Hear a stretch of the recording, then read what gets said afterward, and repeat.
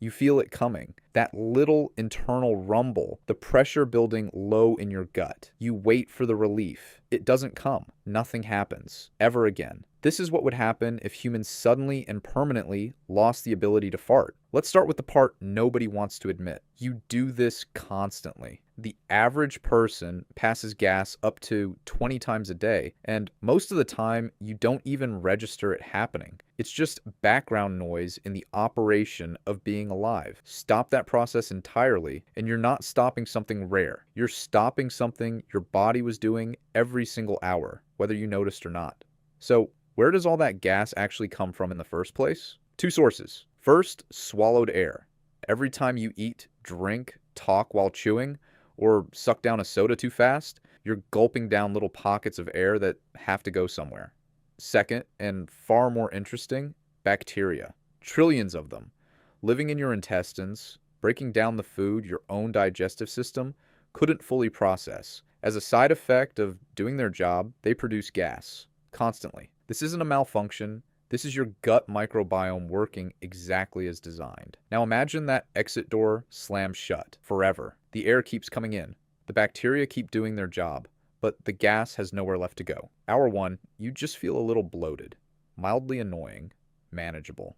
The kind of thing you'd blow off, if you could still blow anything off. By hour 6, that mild bloating becomes something else entirely. Without a release valve, gas starts accumulating in your intestines, and your abdomen begins to visibly distend. Doctors who treat trapped gas already see this on a much smaller scale. Pressure building in the gut, causing real, sharp pain. Now multiply that by every meal you eat for the rest of your life with zero release ever. Here's where the body starts getting creative with its problems. Trapped gas pressing against your intestinal walls can mimic the pain of appendicitis. It can mimic gallstones. Doctors specifically warn that gas pain on the right side of your abdomen is sometimes indistinguishable from a genuine medical emergency, even when it's just gas. So now imagine every single day of your life potentially feeling like you might need surgery, and it's just Tuesday's lunch refusing to leave. You'd start avoiding certain foods entirely. Beans, anything in the cabbage family, dairy if you're even slightly lactose intolerant. All the classic gas producers become full-blown threats. Your diet would shrink down to the most boring gas minimal foods science can offer. And even then, your own bacteria would still be in there, working, fermenting, producing. Because here's the thing, you can't switch off your gut microbiome. It's not optional. It's not a setting you turn down.